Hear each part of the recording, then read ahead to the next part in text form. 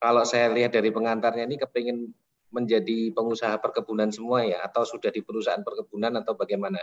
Jadi supaya saya memenuhi ekspektasi nanti isi acaranya. Boleh salah satu atau berapa perwakilan perkenalkan diri, silakan di awal itu sebelum saya mulai presentasinya sambil menunggu yang lain.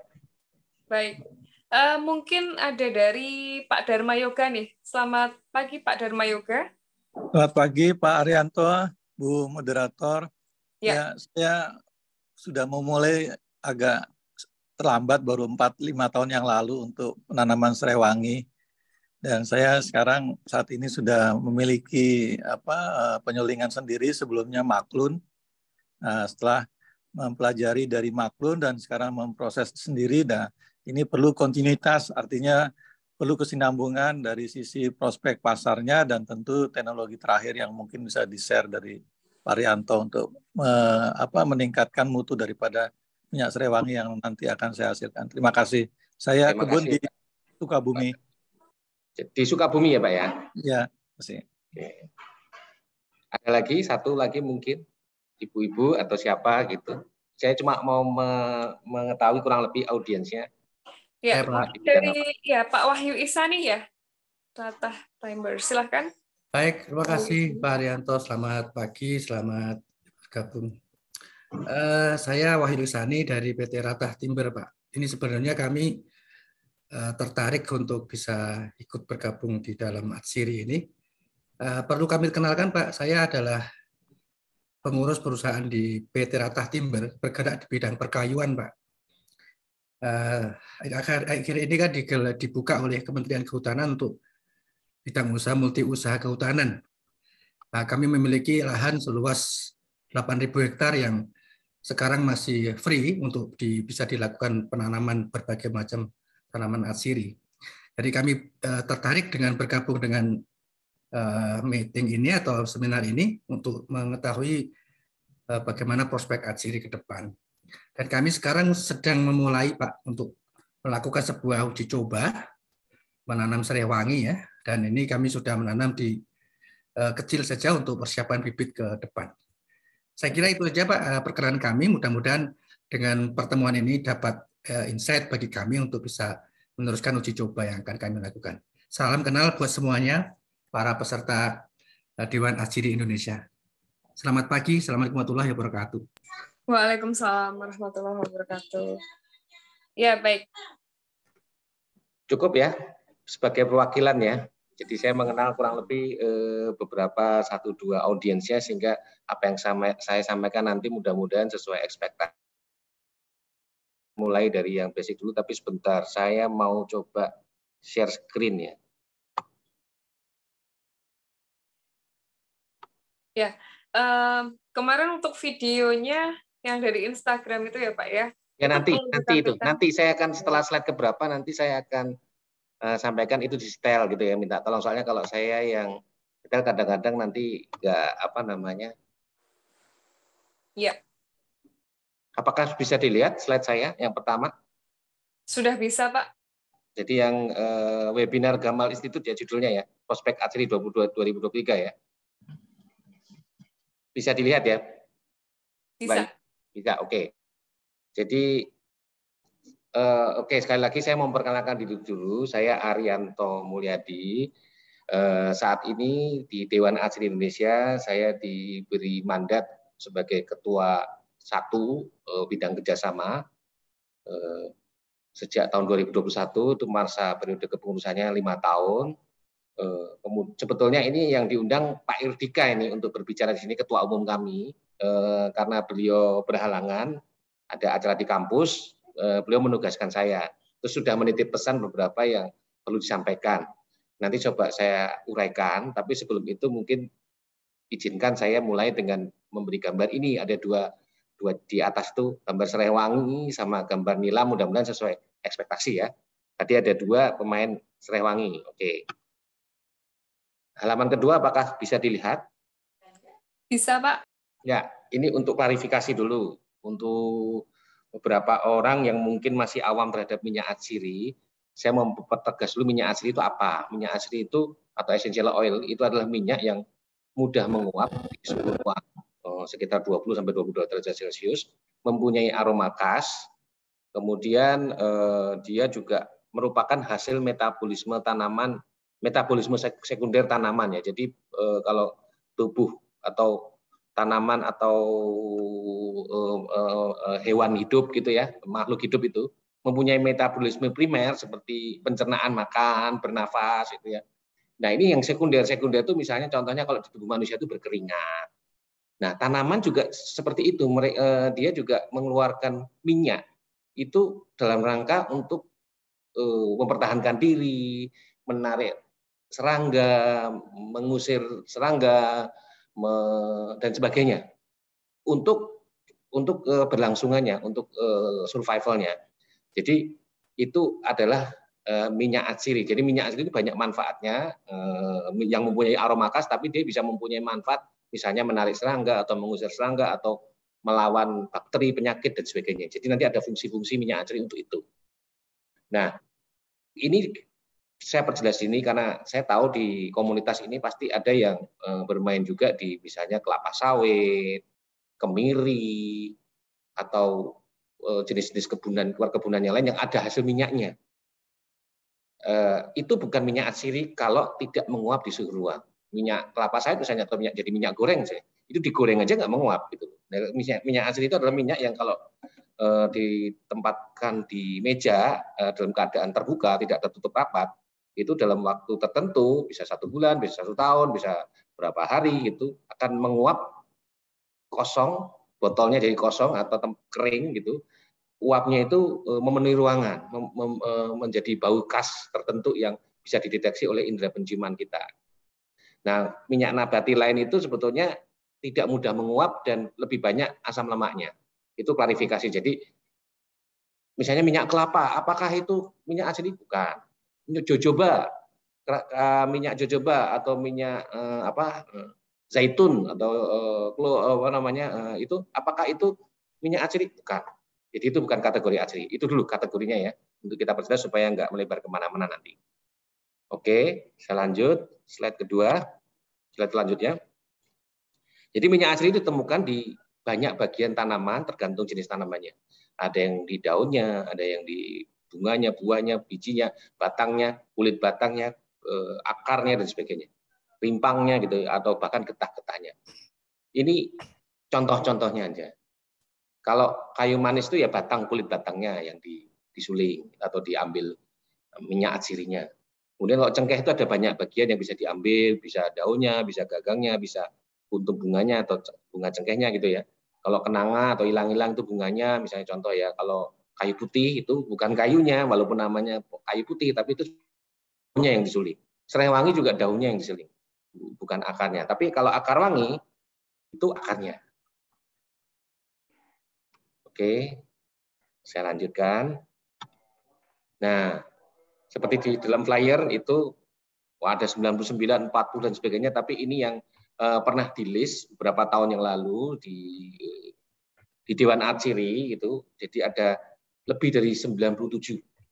Kalau mau di-list lagi sebenarnya ratusan bahkan ribuan, tapi 97 yang ada data-data, ada jurnalnya, ada penelitian-penelitiannya dan yang sudah dikomersialkan sudah lebih dari 25. Maksudnya dikomersialkan itu sudah ada yang menyuling, memproduksi, mengekspor dan sebagainya secara rutin.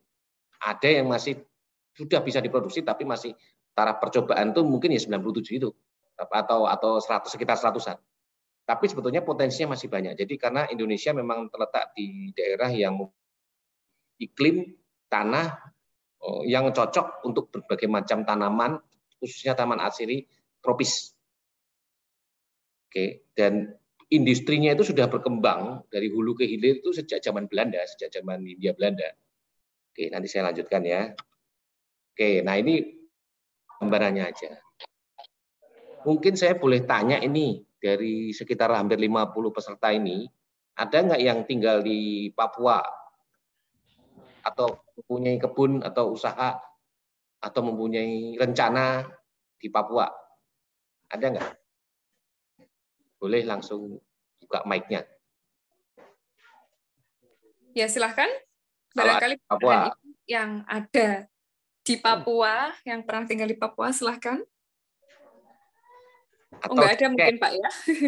ujung-ujung dulu ya, Aceh. Nanti saya tengah. Ada nggak yang bentar mau ngecek aja tahu nggak tanaman ini gitu?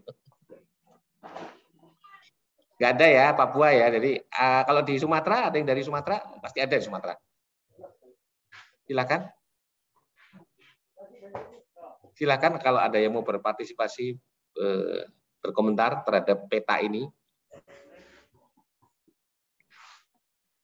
Oke, kalau masih malu-malu belum berkenan, ini ada yang di chat nih, sebentar saya baca di chatnya. Ada yang dari Medan nih, Pak Andika Pane, ya mestinya tahu ya soal nilam dan sebagainya ya, atau Serehwangi, karena di Sumatera Utara itu ada Kemenyan juga. Gitu. Nah, asli Serehwangi. Iya. Serehwangi Ya Pak ya.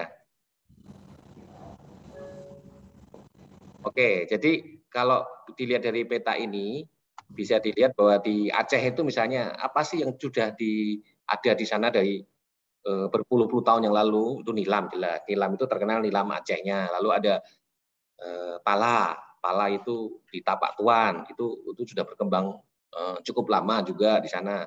Kemudian ada Kemenyan di Sumatera Utara ya, ada Serehwangi di Gayo Luwes misalnya contoh. Ada cengkeh di Sumelui, Pulau Sumelui, contoh ini ya, contoh di Aceh ya, dan sebagainya. Terusnya saya nggak mau bahas satu persatu, tapi jenis-jenis tanaman Aceh ini yang 25 tadi itu yang digambar di sini ada 1, 2, 3, 4, 5, 7, 8, 9, 10, 11, 12, 13, 14, tambah 13, 27 ini malah. Ya sekitar 25-an lah yang ada di sini ya. Contoh yang sudah diproduksi secara komersial rutin.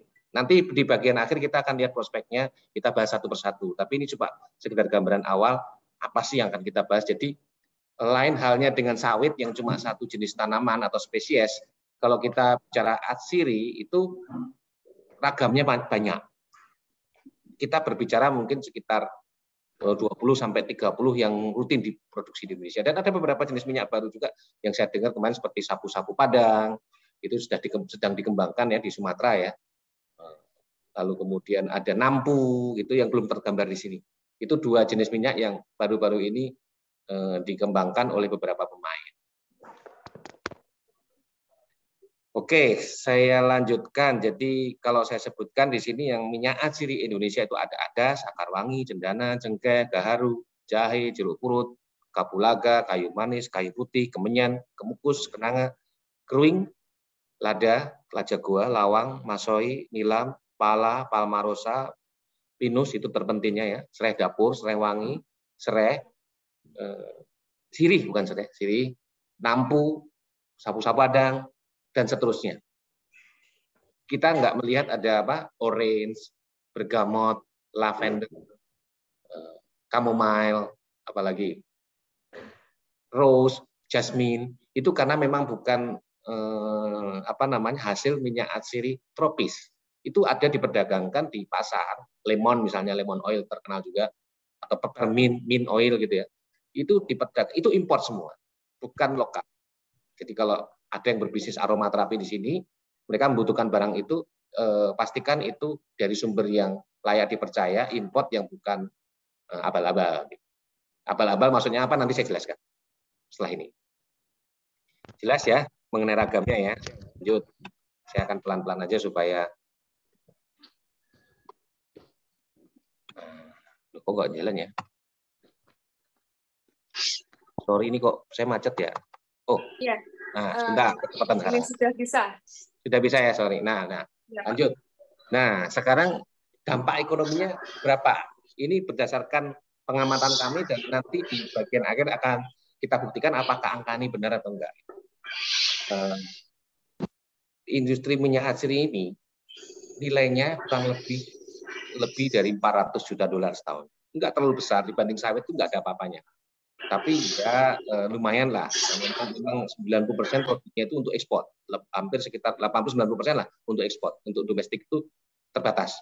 Dan Indonesia itu dikenal sebagai untuk komoditas minyak nilam, minyak cengkeh, dan derivatnya, turunannya ya, minyak pala, dan minyak Serehwangi itu pertama. Ada yang lain-lain seperti minyak masoi, Itu karena memang satu-satunya di Indonesia, itu kita juga nomor 1 di dunia. Lalu jeruk purut itu juga nggak banyak yang produksi di dunia gitu ya, kaffir lime gitu ya. Tapi yang 4 minyak utama ini yang cukup besar porsinya. Makanya tadi waktu saya kenalan di awal banyak yang main di Srehwangi karena memang banyak pemainnya. Kemudian berapa yang terlibat? Perkiraan Dewan Atsiri Indonesia itu lebih dari 3.000 industri kecil, penyulingan, IKM, tradisional rata-rata, tersebar di seluruh Indonesia dari Sumatera sampai Papua.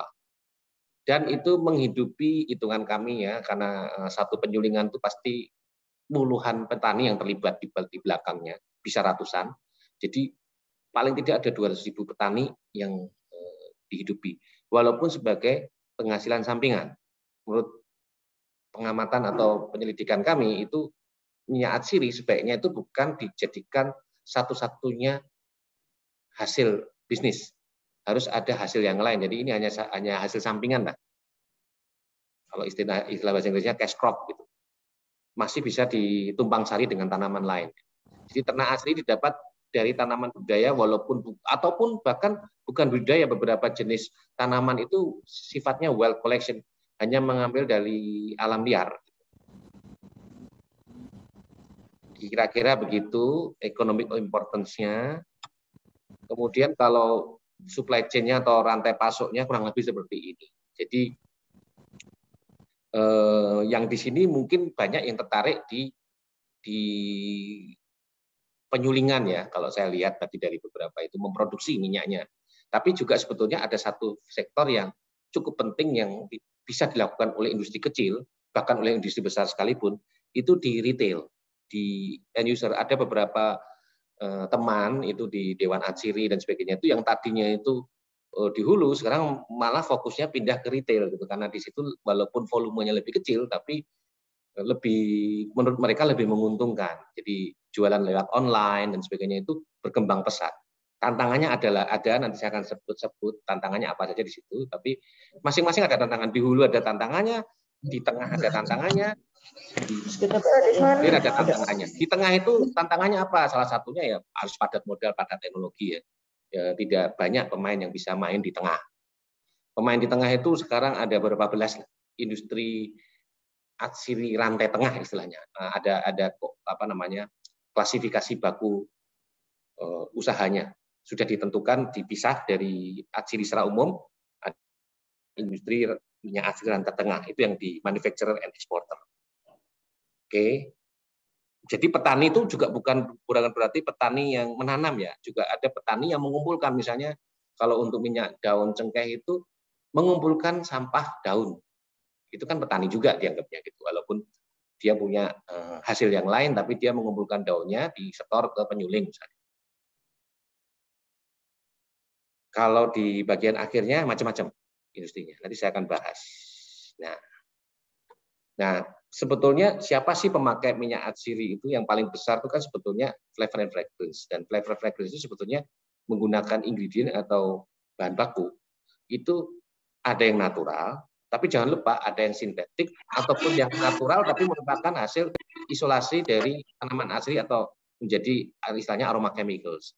Kalau produk natural itu tadi sudah kita bahas, salah satunya adalah dari tanaman disuling, distilasi, tapi sebenarnya masih ada yang cara-cara yang lain, pakai ekstraksi dengan pelarut, dipres dan sebagainya gitu. Itu Indonesia mempunyai mungkin saat ini sekitar 25-an jenis yang diperdagangkan ya. Tapi di dunia itu ada ratusan jenis. Ada sekitar 150 yang utama, tapi ada ratusan jenis. Jadi kita bukan satu-satunya, Indonesia bukan satu-satunya. Jadi kalau informasi dari salah satu majalah ataupun yang banyak sering digaung-gaungkan bahwa Indonesia nomor 1 produksi atsiri di dunia, salah. Kita nomor 6, nomor 7, nomor 1-nya itu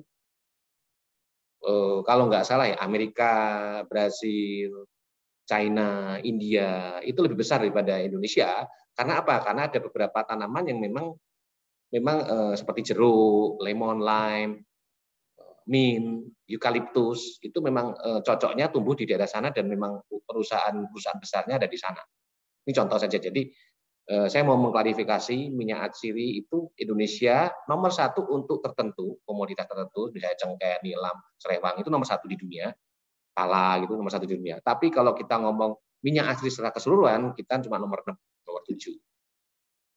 Mungkin cita-citanya bisa masuk 5 besar lah. Tapi kalau untuk mencapai nomor 3, 4 dibutuhkan keajaiban gitu. Jadi itu minyak asri sebagai salah satu produk natural ya. Tapi jangan salah juga, minyak asri bisa diturunkan juga, ada produk-produk sintetik ataupun isolasinya dengan cara reaksi maupun isolasi dari minyak asri gitu. Dan ini ada ribuan jenis produknya, turunan minyak asri itu, dan minyak bumi dan minyak terpentin dan sebagainya. Itu ada banyak jenisnya. Yang bisa dikembangkan Indonesia mungkin ratusan lah ya, dari minyak terpentin dan minyak asri. Kalau dari minyak bumi, karena cadangan minyak bumi kita tidak terlalu banyak lagi, itu mungkin kita bukan pemain, atau industrinya belum lebih kompleks dan lebih padat modal lagi kalau untuk membuat turunan minyak bumi. Oke, nah ini sebagai gambaran juga cara tadi secara singkat aja itu bisa dijadikan apa. Sebetulnya saya ada videonya juga tentang ini, tapi mungkin lain kali ada video 7 menit tentang ini, lain kali bisa dianimasi tentang ini, lain kali bisa disetelkan atau nanti di bagian akhir kalau sempat saya bisa setelkan. Tapi kalau enggak ya nggak apa-apa, saya jelaskan aja. Jadi minyak asri hanya salah satu cara, dengan penyulingan itu hanya salah satu cara untuk mengekstrak kandungan yang volatile dari tanaman. Masih banyak cara lain. Bisa supercritical extraction pakai CO2 ya. Bisa pakai solvent-solvent yang non-polar sama polar, yang polar non-polar itu maksudnya itu hidrofilik sama hidrofobik. Jadi ada solvent atau pelarut yang suka air dan pelarut yang tidak suka air. Itu nanti di bagian akhirnya dipakai. Misalnya kalau yang suka air ya water soluble extract itu bisa dipakai untuk minuman misalnya. Kalau yang tidak suka air untuk yang minyak misalnya gitu. Dan sebagainya. Oke.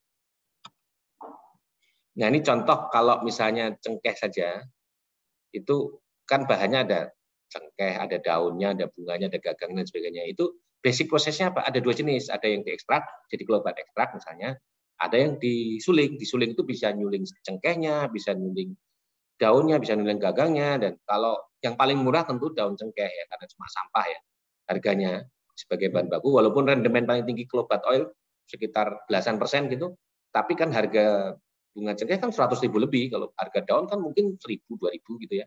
Itu walaupun ini cuma 2%, tapi lebih menguntungkan mengambil clove leaf oil.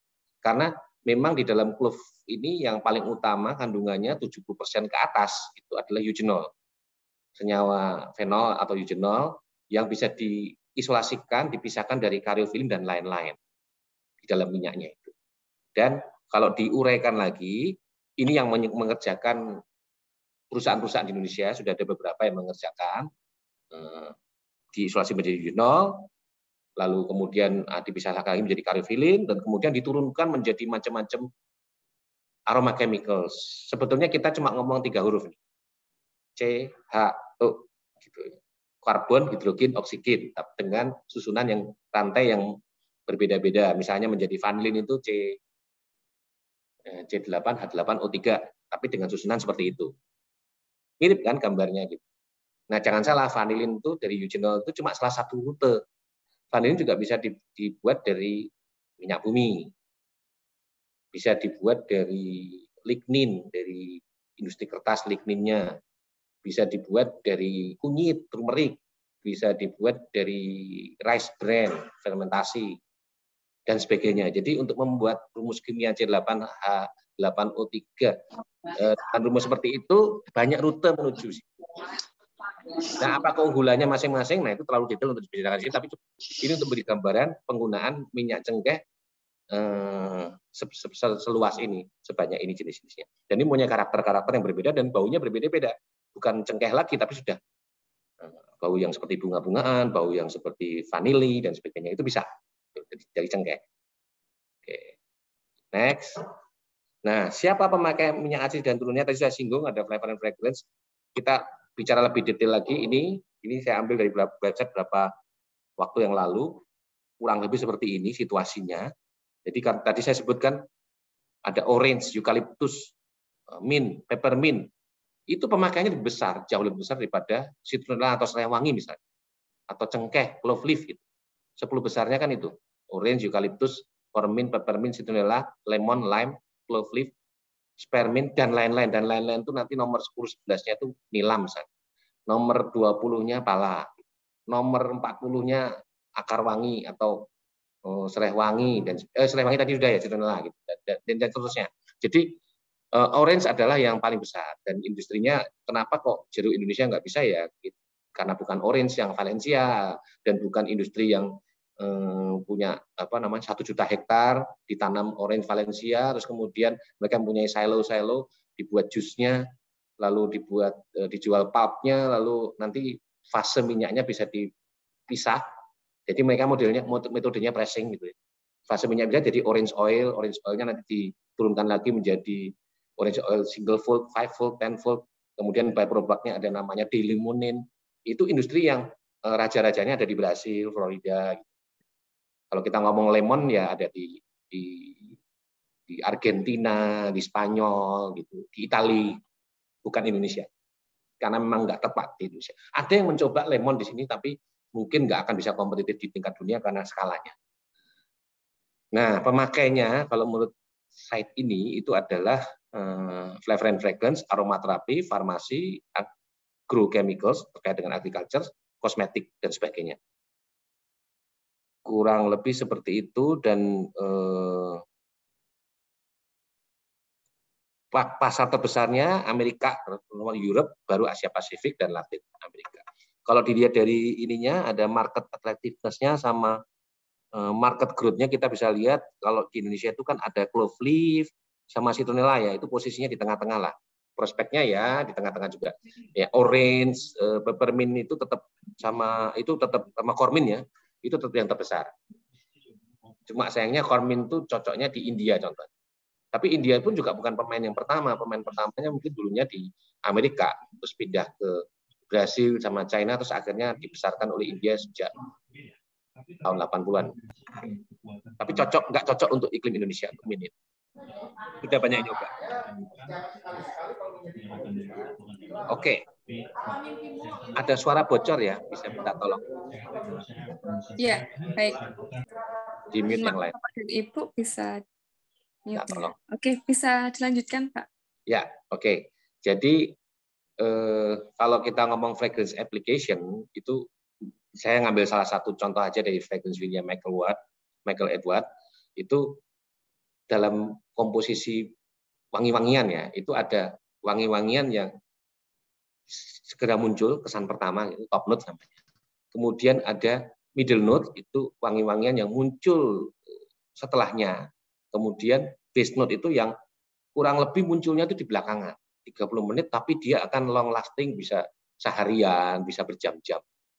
Bahkan untuk minyak-minyak tertentu seperti gaharu bisa lewat sehari katanya. Jadi tergantung pemakaian konsentrasinya ya.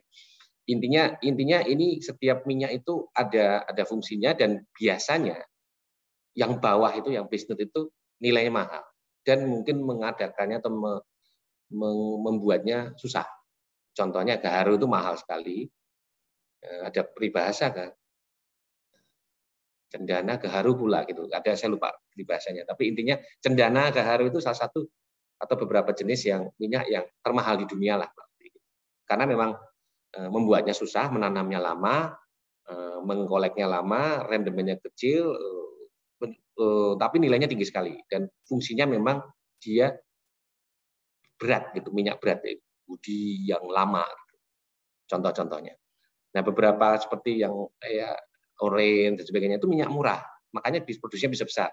Jadi jangan salah, kalau yang produksinya besar itu biasanya unit price-nya murah, unit price per kilonya lebih terjangkau, makanya bisa diproduksi secara massal dan biasanya dipakai untuk yang top notes itu citrus. Tapi nggak selalu ya, ada top notes yang mahal juga, tapi ada yang seperti itu. Oke, saya lanjut ya, ini pembagiannya. Nah, ini contoh saja. Contoh saja, ini waktu itu ada perfumer Indonesia, Pak Agung, terima kasih ya, Pak Agung ini lulusan IPB. Dia salah satu perfumer di salah satu fragrance house di Eropa. Dimintain bantuan oleh ketua DAI dulu yang pertama untuk membuat contoh ini. Sayang contohnya itu sudah habis ya, nanti mungkin bisa kalau ada yang membuatkan lagi bisa. Enak nih baunya juga. Itu kita tolong dong buatin minyak atsiri yang untuk laki-laki gitu, tapi banyak nilamnya. Kalau kita lihat di patchouli oilnya 21% taruh. Jadi ini hanya untuk memberikan contoh gambaran bahwa dalam perfume, fragrance, itu nggak sepenuhnya minyak atsiri. Minyak atsiri itu hanya sebagian kecil. Banyakan pasti pelarutnya ya, etanol. Itu hampir 40% sendiri. Ini biangnya, saya ngomong biangnya. Kalau sudah jadi eau de parfum, ini didalut lagi sehingga kandungan etanol sama airnya itu mungkin 80%. Kalau jadi eau de toilet itu mungkin 90%. Kalau jadi eau de cologne mungkin 95% atau 90 berapa kalau jadi yang semakin rendah konsentrasinya gitu. Dicampur dengan air dan ada pengawetnya juga, BHT yang dipakai itu kalau mau bikin parfum ya. Tapi komposisinya seperti ini, jadi ada banyak turunan-turunan dari minyak bumi, petroleum, atau turunan minyak terpentin, turunan atsiri dan sebagainya. Oke, nggak usah khawatir dengan, saya juga nggak tahu caranya membuat misalnya heksahidro 46678 dan seterusnya itu susah sekali, tapi itu pemakaiannya 15% ya, lumayan banyak. Ini tanya perfumernya kenapa pakai itu. Ya, contoh ya. Nah, kalau flavor itu banyak orang yang salah pengertian. Orang berpikir flavor itu hanya lidah, taste. Enggak, salah. Kalau kita minum kopi, ini saya pengen contoh flavor with coffee ya. Kalau kita cuma taste-nya saja, itu cuma rasa pahit, asam, manis, kayak gitu. Sensasi di lidah itu cuma taste itu cuma mengenal 5 rasa kan, pahit, manis, asam, umami, gurih gitu ya, asin, itu kan cuma itu aja kan. Dan spektrumnya, ngomong pahit aja, mungkin ada 26 jenis pahit itu. 3 besarnya misalnya contoh pahitnya kopi misalnya, beda dengan pahitnya kina, atau beda dengan pahitnya paracetamol. Kalau kita tahu minum obat paracetamol kan beda kan. Tapi itu spektrum pahit, itu gustatif, lidah. Nah ada yang namanya olfactory, indera penciuman.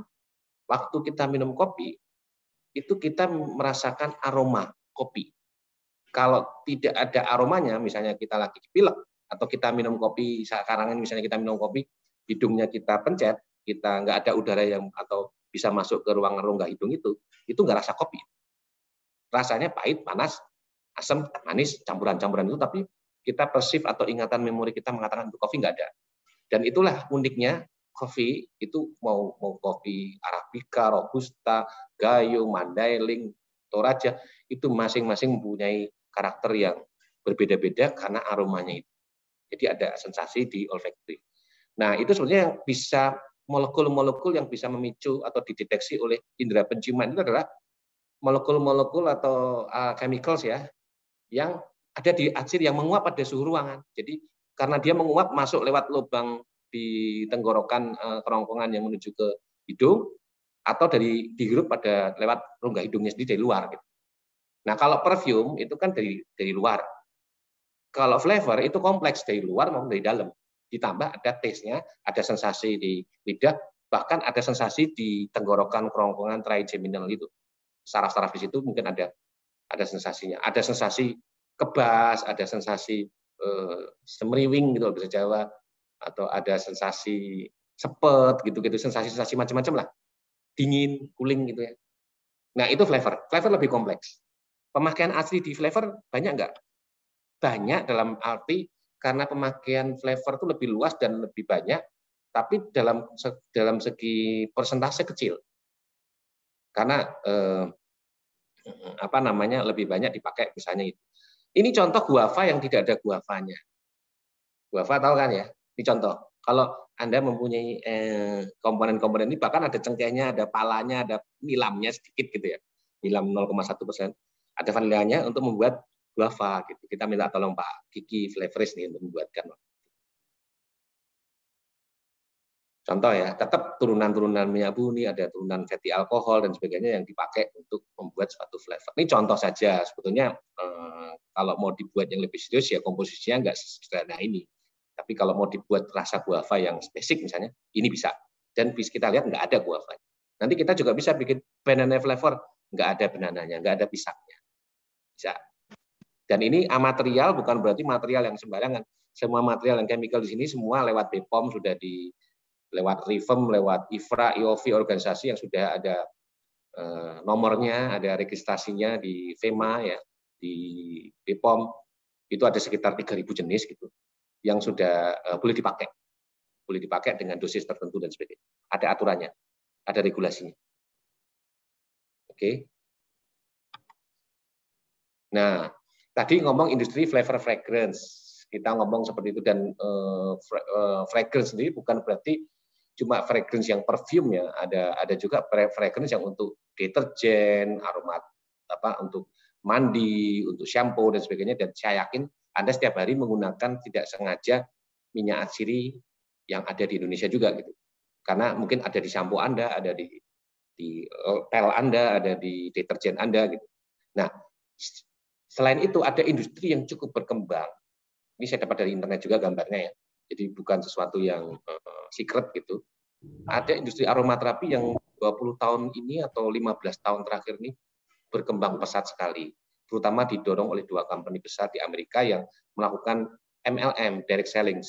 Kalau saya tanya sama orang-orang di kota di Jakarta, ibu-ibu dan sebagainya gitu, mereka nggak kenal minyak atsiri atau essential oil Indonesia. Mereka taunya yang salah satu yang ada di situ, merek yang ada di situ.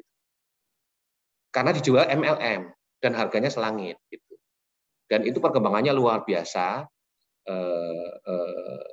Tapi ini memicu juga kreativitas industri dalam negeri sehingga sekarang banyak merek-merek lokal yang bertumbuhan berkembang di Indonesia, industri aromaterapi. Ini adalah menurut pengamatan kami adalah pemakai penting kedua setelah flavor fragrance. Oke. Next. Nah, industri lainnya apa? Ada industri kosmetik sendiri make ya. Kalau kita ada lotion, ada apa, tapi memang tantangannya masih banyak yang takut pakai minyak atsiri, mereka lebih suka pakai chemicals atau apa itu karena banyak yang minyak atsiri itu diproduksi serampangan, tidak ada jaminan kualitasnya sehingga takutnya nanti iritan lah atau ada efek sampingnya. Karena minyak atsiri juga less is more ya, maksudnya jangan dipakai terlalu banyak karena kalau dipakai terlalu banyak bisa berbahaya bagi kulit atau bagi pencernaan kalau misalnya masuk ke dalam mulut gitu ya, tanpa penelitian lebih lanjut. Jadi perlu hati-hati pemakaiannya juga. Untuk makanan minuman, untuk farmasi obat tradisional ya, untuk rokok, untuk pakan ternak bahkan, untuk insect repellent, food fly attractant terkait dengan serangga, untuk aquaculture itu membius ikan gitu contohnya. Ini contoh-contoh pemakaian industri yang memakai industri atsiri. Jadi kalau ditanya prospeknya bagaimana, prospeknya bervariasi luas dan masih menjanjikan karena pemakaiannya luas. Jadi orang masih merokok, orang masih makan, orang masih mandi, orang masih punya ternak, orang masih butuh mengusir serangga, butuh makan ikan juga gitu. Jadi pemakaiannya ada dan permintaannya ada. Tinggal bagaimana kita mencari celah untuk memenuhi kebutuhan pasar itu. Tahu itunya. Kalau hulu hilirnya kurang lebih seperti ini. Jadi industri hulu itu ada petani, ada penyuling, ada pengepul minyaknya maupun pengepul sebelumnya pengepul ternaknya ya. Lalu ada perusahaan-perusahaan yang pengepul besar lah atau vendor atau pemasok yang mereka layak untuk ke perusahaan-perusahaan manufacturing eksportir. Kenapa kok ada rantai seperti itu di hulu? Kenapa kok nggak langsung petani penyuling langsung ke perusahaan? Ya kalau penyulingnya sanggup memenuhi minimum quantity yang diminta oleh perusahaan, bisa-bisa saja. Jadi karena perusahaan kan juga butuh efisiensi ya dalam hal misalnya menerima bahan baku itu mereka mengevaluasi, mengetes. Mungkin kalau misalnya minyak nilam itu ada 20 lebih parameter yang dicek. Itu kan biayanya tinggi di lab. Kandungan paculi alkoholnya, kandung warnanya, pencemarnya, bilangan asamnya dan sebagainya itu kan butuh waktu untuk ngecek. Kalau cuma mensetor 25 kilo misalnya minyak, itu perusahaan malas. Tapi lain kalau misalnya menyetornya langsung 1 ton gitu atau 1 truk 3 ton isinya gitu kan, mereka ngambil sampelnya enak gitu loh untuk ngetes apakah itu bisa diterima. Jadi dibutuhkan rantai yang cukup panjang karena dibutuhkan volume untuk mensuplai ke perusahaan-perusahaan yang manufaktur yang harus akan mengolahnya menjadi aroma chemical ataupun melalui purifikasi, sintesis kimia dan sebagainya untuk disuplai ke perusahaan-perusahaan hilir yang ada yang perusahaan flavor fragrance yang intinya mencampur fraksi-fraksi sama konsentrat minyak aslinya sesuai kebutuhan, atau perusahaan-perusahaan seperti farmasi, aromaterapi dan lain-lain yang menggunakan itu untuk keperluannya misalnya antimikroba, repelen, feromon dan sebagainya. Nah, ini kalau dilihat pohon industrinya kurang lebih seperti itu. Kita ngomong ada 7 sambil ambil contoh. Cengkeh. Cengkeh itu ada terkait dengan industri-industri banyak dan industri lainnya. Jadi sebetulnya cengkeh itu bunga cengkehnya utamanya itu untuk industri rokok kretek. Ya, ada rempah-rempah sebagian kecil, tapi sebagian besarnya untuk industri rokok kretek. Itu bisnis utamanya petani kebun cengkeh itu, perkebunan cengkeh itu. Nah, tapi kan ada bahan samping seperti daun sama gagang yang nggak terpakai atau bahan banyak itu bisa disuling, kemudian bisa disuplai ke industri tengahnya, industri kimia dan pemurnian untuk dibuat macam-macam produk untuk disuplai ke bawahnya itu, industri-industri yang lain-lain itu. Kemudian kayu putih demikian juga, lalu nilam juga demikian. Kalau nilam sama kayu putih memang tunggal ya pemakaiannya. Nilam adalah dijual sebagai daun, sebagai bahan baku obat langsung ada juga daun kering dijual di ekspor ada, tapi nggak banyak. Terus kemudian akar wangi untuk kerajinan juga ada, tapi utamanya kan untuk itu.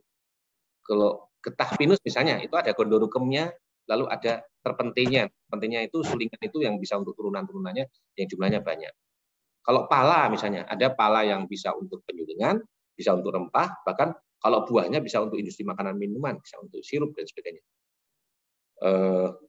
Itu juga sekarang nih pala lagi di antara semua komoditas ini yang sedang kekurangan nih sekarang nih pala karena faktor musim ya, faktor tidak berbuah dan sebagainya. Sehingga pala yang muda pun dipakai untuk rempah gitu. Jadi kekurangan sekarang. Oke. Nah, itu kalau kita lihat sebetulnya perdagangan minyak asli itu ada 2 jenis, ada yang tradisional, ada yang modern. Yang tradisional itu sebetulnya sangat tergantung alam, cuaca, maupun komoditas tandingan. Jadi besarnya supply itu tergantung dari apakah komoditas itu menarik bagi petani. Terutama untuk tanaman semusim. Tanaman semusim itu bisa ditanam, tahun depan nggak ditanam lagi. Nilam misalnya, serai wangi itu bisa naik turun suplainya tergantung faktor itu, komoditas tandingan. Tapi kalau tanaman seperti pala itu lebih banyak faktor alam. Bencana, lalu cuaca, nggak berbuah, hama dan sebagainya. Tanaman yang tahunan ya. Terus kualitas minyak sangat dipengaruhi berbagai faktor. Misalnya harga bahan bakar bisa mempengaruhi kualitas juga. Misalnya bahan bakar lagi mahal ya mungkin dia nggak mau lama-lama menyulingnya kan, mahal bahan bakarnya. Misalnya contoh gitu. Kalau yang pakai boiler misalnya serai wangi, akar wangi atau pala itu kan pakai bahan bakar. Lalu kemudian transaksi perdagangannya kebanyakan tradisional, cash and carry. Kebanyakan ya. Tapi sekarang sudah mulai modernisasi sih. Lalu faktor subjektif, emosional, hubungan jangka panjang, kepercayaan sangat berperan. Jadi kalau Anda misalnya pemain baru, mungkin untuk nembus pertama kali ke pembeli-pembeli utama itu nggak gampang, karena Anda perlu memperkenalkan diri dengan baik sehingga bisa dipercaya, sehingga karena minyak itu kan menjual minyak itu susah mendeteksinya apakah minyak Anda palsu atau enggak palsu, itu harus dideteksi dengan lab. Banyak sekali pemain-pemain yang curang atau bohong atau memalsu dan sebagainya, itu yang sebaiknya jangan dilakukan, karena begitu Anda sekali melakukan cacat itu selamanya nggak akan dipercaya. Jadi faktor itu penting. Lalu rantai suplainya kadang panjang tidak efektif, namun tetap diperlukan. Karena hal yang tadi sebut di atas. Nah, modern trade minyak asli apa? Itu ada 3 hal yang penting. Yang penting pertama adalah stabilitas supply. Jadi kalau bisa itu supply itu ada terus, jangan sampai suatu ketika nggak ada gitu. Nah, itu yang dihindari oleh perdagangan modern. Lalu kemudian kualitasnya konsisten mengikuti standar. Kualitas ini yang paling rumit, karena ini hasil pertama dari tanaman itu tergantung dari agroclimate ya. Tergantung dari lahan, tergantung dari budaya, tergantung dari pasca panennya dan sebagainya, itu kualitasnya itu bisa beda-beda antara yang dihasilkan oleh daerah ini dan daerah itu.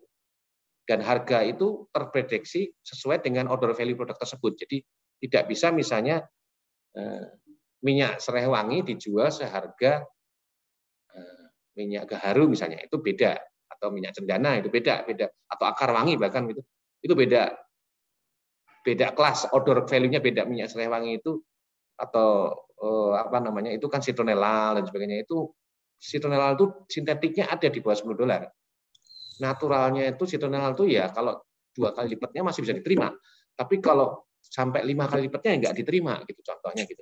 Jadi ada faktor yang odor value, naturalness-nya, status naturalnya, alaminya sebuah produk itu bisa dibeli premium berapa oleh sintetiknya, terhadap sintetiknya, itu ada perbandingan yang masuk akalnya. Gitu.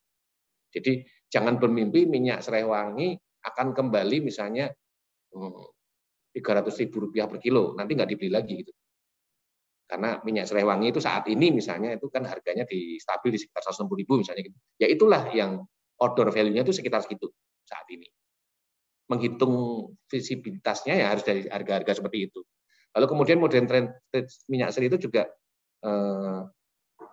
banyak yang sifatnya global kontrak, jangka panjang, 3 bulan, 6 bulan, 1 tahun bahkan. Sementara kalau yang tradisional itu lebih banyak spot-spot. Modern trade itu artinya modern supply chain itu membutuhkan ini. Ada standar kualitas internasional yang harus dipenuhi.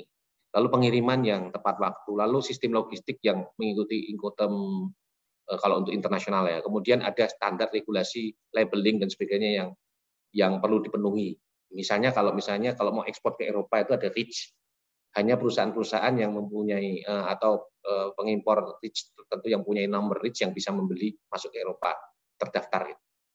Di Indonesia sudah ada lah yang mendaftarkan REACH, bahkan ada yang menjadi consortium leader. Kemudian ada kalau masuk makanan ya pasti food safety-nya FSSC bisa ditanyakan, sertifikasinya dan sebagainya. Kalau domestik itu halal juga perlu, atau kosher kalau ke negara Eropa atau Amerika gitu. Lalu kemudian health safety labelnya dan sebagainya itu harus diikutin gitu, nggak hanya sekedar packaging sederhana. Kemudian ada kelengkapan dokumen penunjang yang diperlukan untuk terutama telusur balik. Jadi maksudnya itu saat ini traceability atau ketelusuran itu penting sekali. Jadi tidak zamannya lagi untuk menyembunyikan kalau Anda misalnya minyak ini rahasia dari mana, rahasia nggak dibeli. Anda harus tahu bahwa ini mengatakan ini minyak dari Sulawesi misalnya, daerah mana dan sebagainya. Itu bisa telusur sampai bahkan ke petaninya. Beberapa program itu sampai mendaftar petaninya.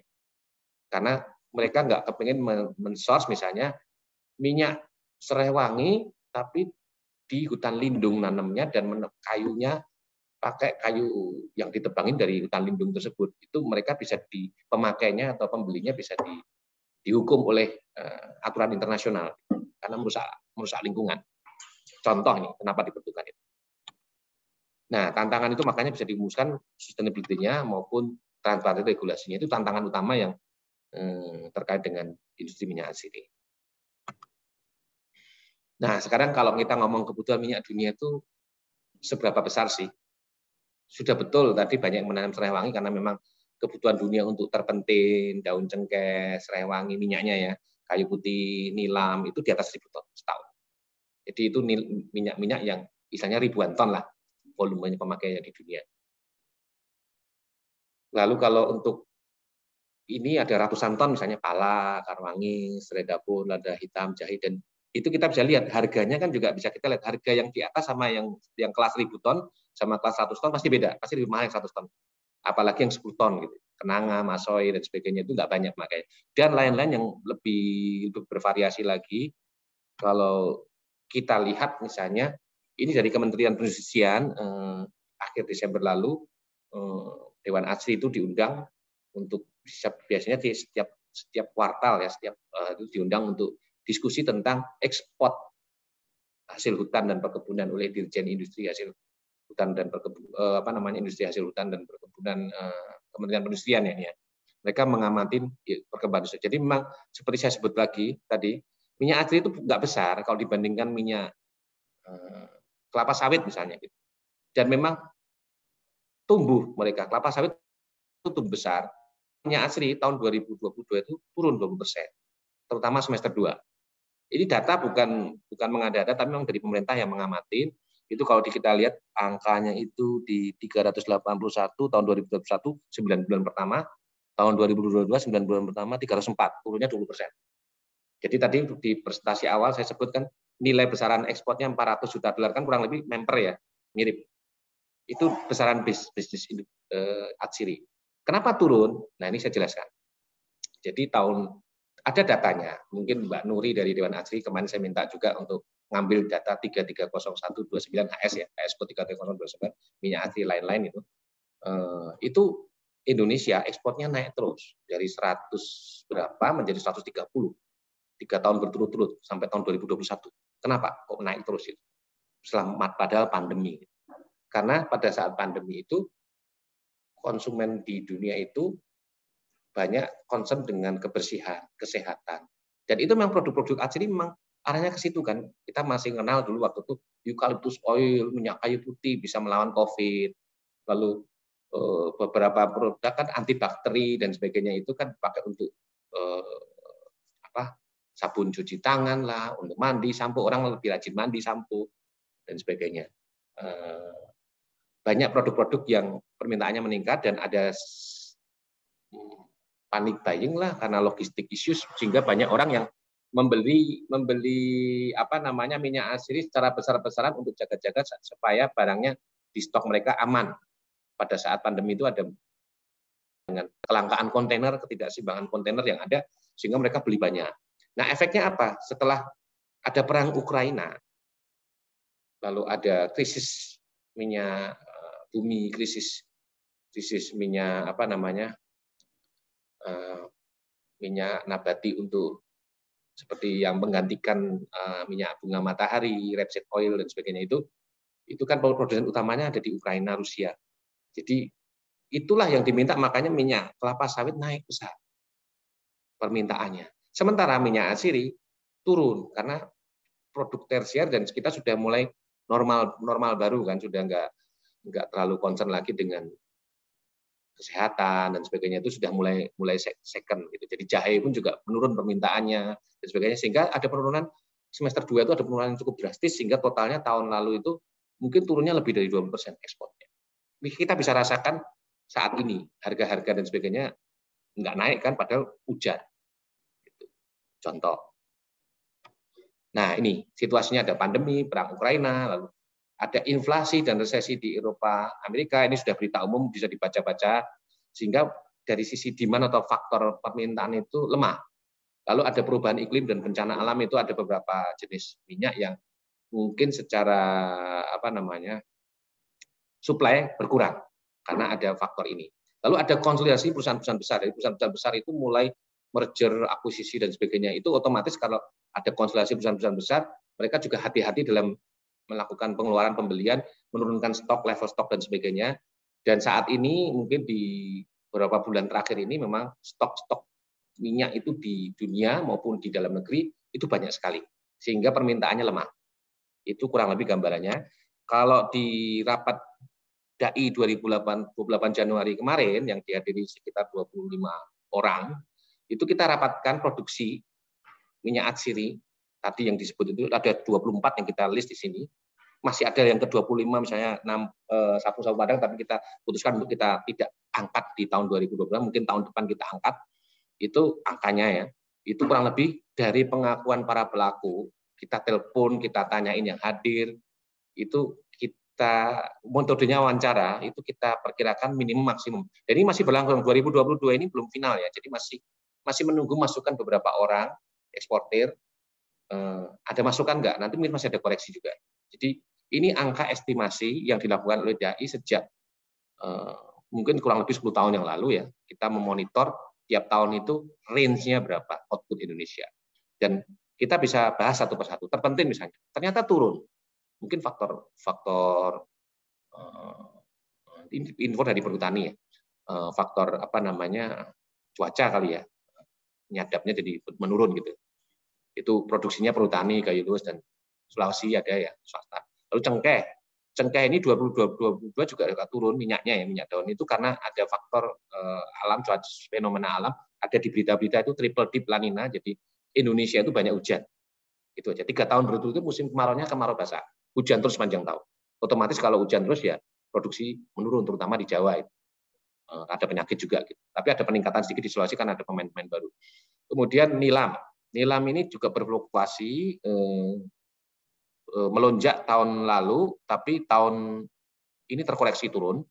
Faktor harga yang kurang menarik, kemudian lahan yang berganti-ganti lokasi, jadi sudah bergeser dari Sulawesi itu sampai sekarang di Sulawesi Barat misalnya. Lalu kualitasnya macam-macam. Jadi yang tersedia misalnya kualitasnya jelek, nggak laku. Sementara kualitas yang bagus nggak ada, itu harganya tinggi. Misalnya contohnya gitu. Kualitas bagus dan jeleknya itu bagaimana ya, nanti harus ada berkomunikasi dengan pemakai. Kalau serai wangi itu outputnya yang turun, tapi sebetulnya harganya stabil-stabil di harga yang sekarang. Oke, lalu kayu putih ini juga mengalami penurunan, tapi ada pemain swasta yang mengalami peningkatan di Sumbawa itu di Tambora itu ada swasta yang melakukan penanaman besar-besaran yang tahun ini sudah 75 ton, tahun depan rencananya 150 ton minyaknya. Terus kemudian kalau untuk pala, ini harga naik, kita baca penyebabnya apa? Tadi sudah saya singgung, itu terutama lebih banyak cuaca, jadi buahnya berkurang, sehingga pala yang tadinya untuk penyulingan itu pun diambil oleh rempah-rempah dengan harga lebih tinggi. Jadi ini menjadi prospek kalau yang punya pala lagi bagus gitu, situasinya. Kruing itu potensi menurun karena lahan berkurang di Sumatera kebanyakan ini. Ini karena produksinya juga agak sedikit berbahaya, harus melakukan membakar batangnya itu di lubang ini dibakar supaya berkeringat bisa keluar getahnya sehingga bisa dipanen keruingnya di minyak kruing. Akar wangi juga masalah karena faktor masalah di hulu yang di Garut ini sudah lama tidak ada pemuliaan benih, dipakai itu terus, akarnya makin pendek, panennya makin mudah, pemainnya makin berkurang.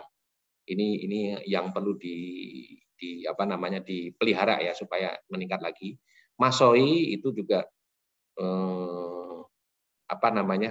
dari Papua ya, tapi ternyata sekarang bahan bakunya pun juga harus masuk dari Papua Nugini karena mulai berkurang. Ini karena liar, ini bukan budidaya. Udah ada yang berusaha membudidayakannya, tapi masih butuh waktu karena butuh waktu 15 tahun untuk menghasilkan masoi yang bisa dipanen. Kemudian kenanga hilang-hilang juga tinggal sedikit yang menggunakan, pohonnya juga banyak kena penyakit gitu ya. Jahe juga menurun karena ada banyak faktor. Jahe ini juga sebenarnya harus bekerja sama dengan industri pemakai yang lain karena kalau ngambil minyaknya doang, jahe disuling saja itu nanti 99, berapa persennya kebuang, sayang. Jadi kan masih bisa dipakai untuk jamu, bisa untuk dipakai untuk makanan minuman, bisa dipakai untuk yang lain-lain gitu. Biomasanya. Lajagoa atau lengkuas hutan itu juga. Gaharu itu ada masalah dengan kepastian hukum untuk Gaharu yang terkait dengan CITES-nya gitu. Kemudian lalu dan lain-lain mungkin saya nggak akan bahas satu persatu, nanti mungkin kita diskusi saja. Nah, akhir dari pemaparan saya ini, oh ya tadi saya lupa ya, harusnya di tengah-tengah tadi ada video, tapi di bagian akhir deh. Tadi pada ngomong parfum itu harusnya ada video, tapi nanti saya sebutkan. Tapi sebelum video ditayangkan, saya mungkin tutup dengan ini. Jangan berusaha menjual apa yang bisa Anda sediakan pada calon pelanggan. Tapi berusaha menyediakan apa yang dibutuhkan, diinginkan calon pelanggan. Jadi tanya dulu sama calon pembelinya, butuh apa gitu, dan Anda bagus di apa, dan dibanding kompetisi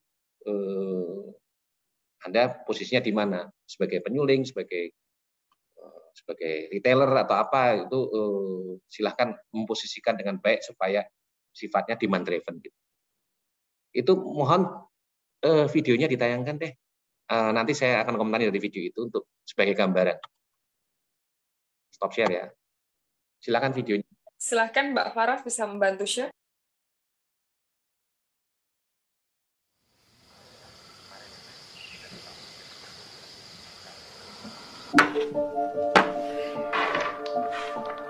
C'est un parfum qui est la quintessence des matières premières emblématiques de l'Indonésie. Donc en majeur, de toute façon, la première matière première à laquelle on va penser en tant que parfumeur, c'est le patchouli.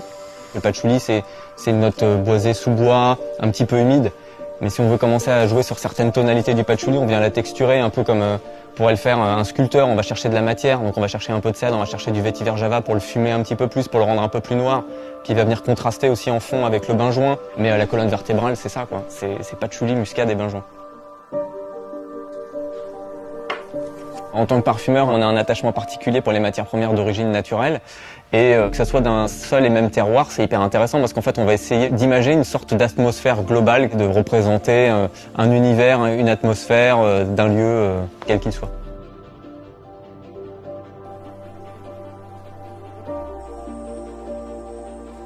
J'imagine une balade en forêt assez dense, une espèce de jungle avec un côté sous-bois, un côté terreux, avec des rayons de soleil qui peuvent un peu traverser, etc. Voilà, cette espèce d'idée qu'on peut avoir de la jungle, un truc un peu exploratoire. Le mélange entre la terre, le bois et l'épice, enfin c'est multisensoriel, quoi. J'ai essayé d'imager tout ça et d'en créer voilà, un accord spécifique avec sa propre signature. Ouais.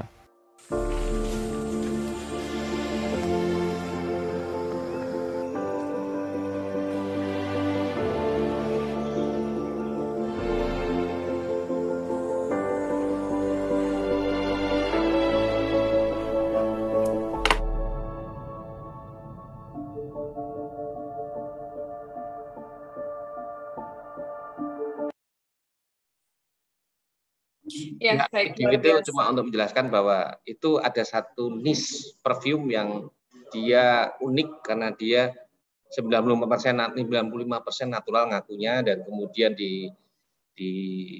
itu memakai merek umumnya Nisaba, besarnya company-nya Nisaba, tapi merek parfum itu yang itu adalah Sulawesi. Dia pakai nama Pulau Indonesia, Sulawesi. Dan di situ ditonjolkan ada nilam, ada pala, ada di situ ada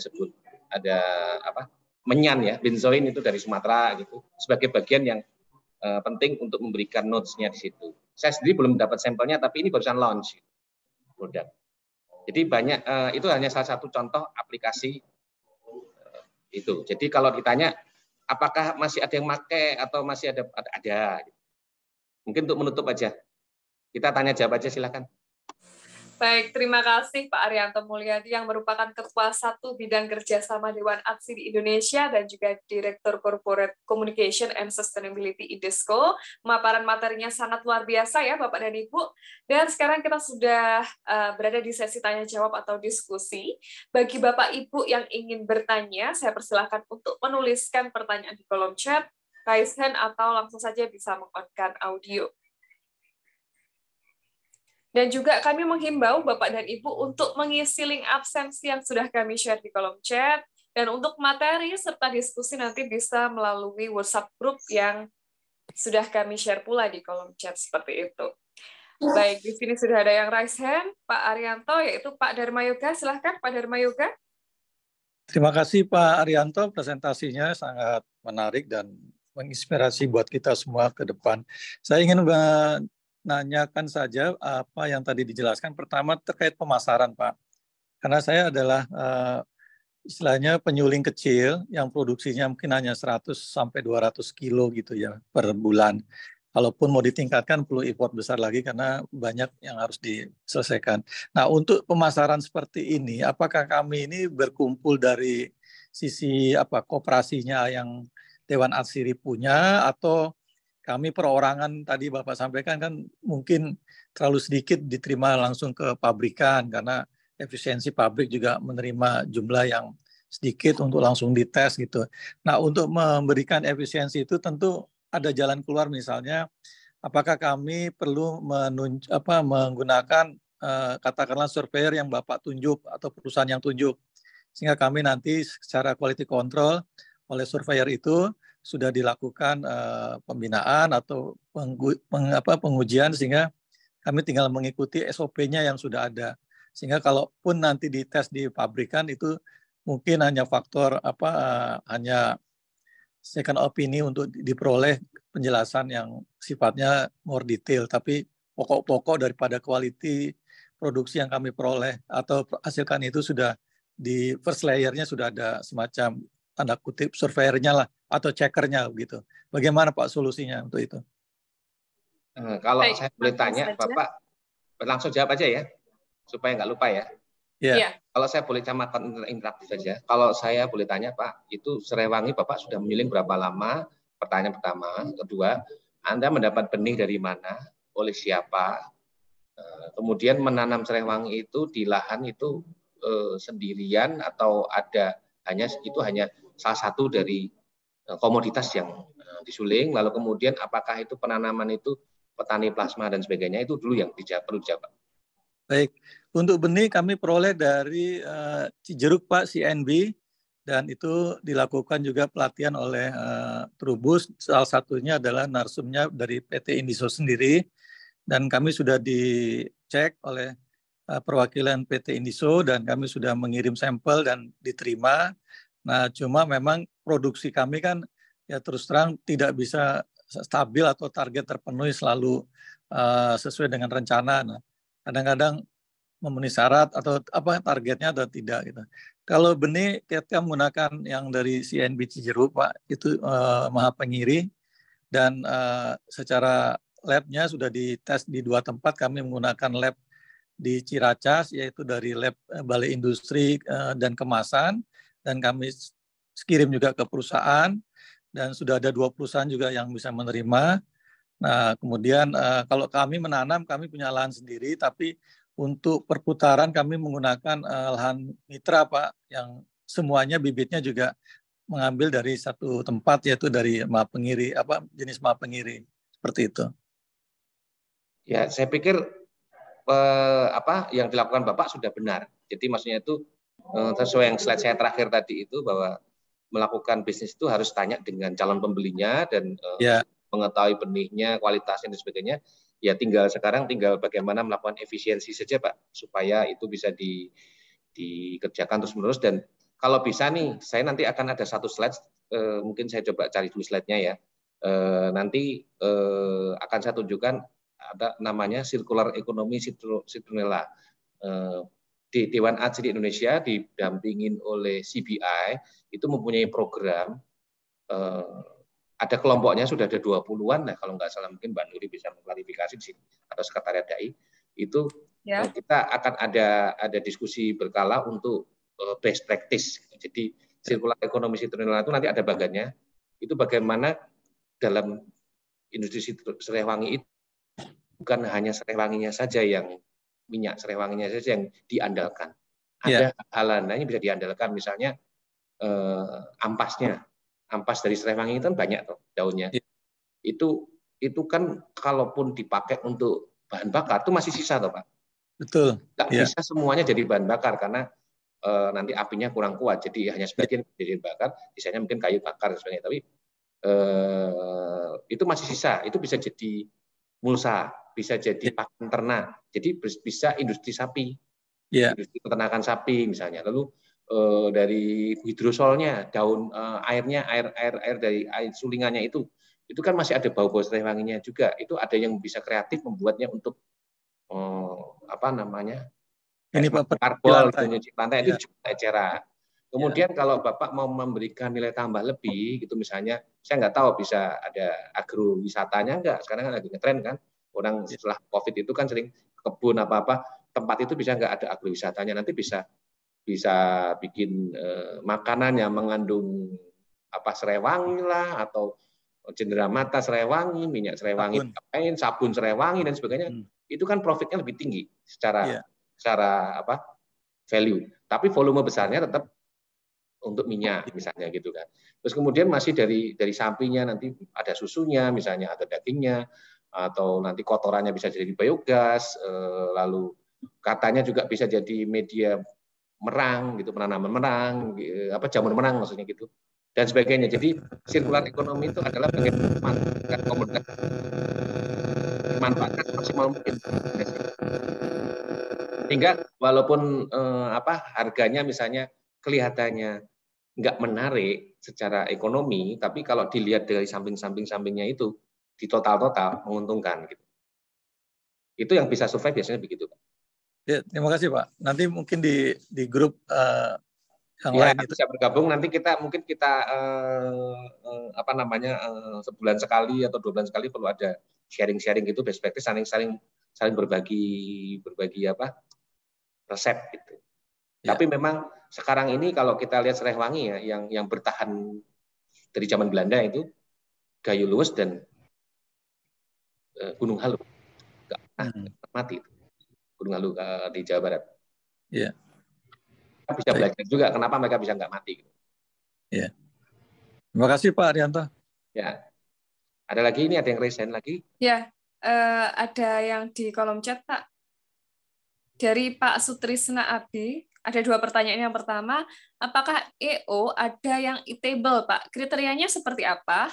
Kemudian, apakah hasil eugenol dari bahan minyak bumi hasil akhirnya sama atau identik dengan eugenol yang dihasilkan dari cengkeh? Mohon maaf, suaranya masih di mute, Pak. Pertanyaan pertama, apakah bisa dimakan ya? Kurang lebih begitu ya. Betul, ya. Jadi kan tadi ada pemakaian untuk flavor, bisa. Cuma jangan dimakan 100%, nanti bisa melonyoh, bisa terbakar tenggorokannya. Jadi ada aturan pemakaiannya. Jadi sebetulnya tuh minyak asli itu rata-rata food grade. Bahkan minyak pala misalnya, minyak pala itu terkenal sekali kalau kita minuman bersoda yang warnanya gelap gitu. Itu kalau nggak ada palanya nggak jadi itu. Saya nggak nyebut merek ya. Minuman bersoda yang warnanya gelap gitu. Kalau nggak ada minyak palanya nggak jadi. Harus ada minyak palanya, ada minyak limenya, ada kayu manisnya juga kalau nggak salah, ada karamelnya, ada macam-macam. Nah itu bisa dimakan, cuma memang kan kalau saya sering ikut pelajaran aromaterapi itu, kalau tidak yakin dengan kandungan yang di dalam, dosisnya dan sebagainya, sebaiknya jangan masuk mulut gitu, berbahaya. Zat-zat itu kan masih ada yang karsinogenik, ada pembatasan-batasannya lah, ada yang berbahaya, ada yang juga iritan sebagainya. Jadi bisa dimakan, bisa untuk aplikasi makanan minuman, tapi hanya oleh perusahaan yang mempunyai kemampuan untuk mengolahnya menjadi itu. Itu yang pertama. Pertanyaan kedua mengenai eugenol. Tadi pertanyaan yang cukup tajam ini. Saya tadi nyebut soal sintetis dari minyak bumi dan sebagainya. Apakah beda antara minyak eugenol atau vanilin atau apapun yang dihasilkan dari minyak bumi jalurnya dengan yang dari minyak asli, misalnya eugenol dari minyak cengkeh misalnya gitu ya. Bedanya itu di impuritiesnya. Jadi semua bahan itu kalau dibuat itu mau klaim 100% itu pasti nggak 100%. Pasti ada berapa ppm, berapa 0,0 berapa persen yang namanya impurities, ketidakmurniannya. Impuritiesnya minyak bumi itu bahan-bahan dari minyak bumi. Impuritasnya minyak cengkeh itu bahan-bahan dari minyak cengkeh. Lalu yang kedua, senyawa karbon. Senyawa karbon C, walaupun senyawa karbon C itu terbentuknya itu ada usianya di bumi, di alam. Kita ada namanya carbon dating. Kalau orang arkeologi tahu itu, paleontologi tahu. Mengukur peluruhan itu ya, karbon C, isotop karbon 14 misalnya itu mengukur umur satu barang itu berapa ratus ribu tahun, berapa juta tahun gitu bisa dengan usia karbonnya. Nah, kalau minyak cengkeh, eugenol dari minyak cengkeh, karbonnya atau vanilin dari minyak cengkeh itu karbonnya dari hasil fotosintesa tanaman. Karena dari daun kan, daun cengkeh itu kan dapat karbonnya dari CO2 yang diubah jadi O2 pada waktu fotosintesis. Dari matahari, lalu di daun ada fotosintesis, masuk sel, jadi ada rantai karbon yang salah satunya menjadi minyak cengkeh, eugenol di situ. Itu karbon muda. Sementara kalau yang dari minyak bumi itu kan dari fosil, dari plankton yang tertanam di dalam perut bumi, di dasar laut, usianya mungkin jutaan tahun, gitu, puluhan juta tahun, ratusan juta tahun, kita nggak tahu. Tua sekali karbonnya, pokoknya. Jadi pasti beda, walaupun rumusnya sama. Vanilin misalnya C8H8O3, rumusnya sama, gambarnya sama, tapi impuritiesnya maupun usia karbonnya beda. Itu yang membedakan. Tapi bagaimana juga kalau baunya mungkin ada mirip-mirip, mungkin beda-beda dikit gitu ya. Apakah dipakai oleh pemakai A atau B atau C itu kan pasti ada cost and benefit-nya. Mungkin ada yang tidak peduli dengan status sintetis atau naturalnya, cari yang murah ya pakai aja yang murah. Kurang lebih begitu. Apakah cukup penjawaban saya? Cukup Pak Ari, terima kasih banyak. Mungkin nanti Pak dengan Krisna. melihat materinya bisa diskusi lebih dalam lagi. Terima kasih banyak Pak Ari. Oke, ada pertanyaan kedua, silakan dibacakan. Baik, untuk selanjutnya Bapak, ini dari Bu Yulia ya. Nah, strategi bagi pemain baru untuk mencari pasar dunia, Pak, bagaimana ya? Apa saja yang harus disiapkan di samping produknya? Ya, disiapkan di samping produknya itu ada Pak Aris sama Pak Sutrisna. Pak Sutrisna tadi ngomong bisa membantu itu, bagaimana menjadi eksportir. Jadi kan kalau pasar dunia kan mau menjadi eksportir. Eksportir itu kan sekarang kalau di Indonesia yang rutin mengekspor minyak asli itu pengamatan kami itu 30-an perusahaan. Belasan di antaranya sudah mempunyai fasilitas produksi sama QC yang memadai. Maksudnya itu bisa punya fraksionasi, punya turunan dan sebagainya, punya sertifikasi.